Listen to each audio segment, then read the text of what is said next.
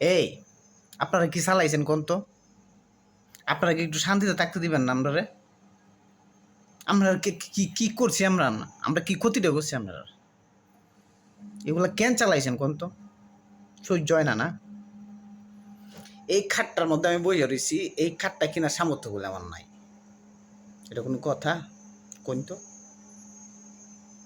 এগুলা কিন্তু ভালো কাজ না, বুঝছেন? এই যে দেখতেছেন খাটটা, এই খাটটা আমি দাদার আমলের খাট আমার এটা। আমার দাদার নাতি হিসেবে আমি এই খাটটা পাইছি।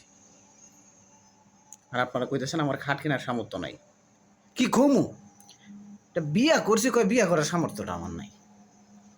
আপনি জানেন, হুম? আমি যে বিয়াটা করছি, আমার দাদা বিয়া করছিল বলেই আজকে আমি বিয়াটা করতে পারছি।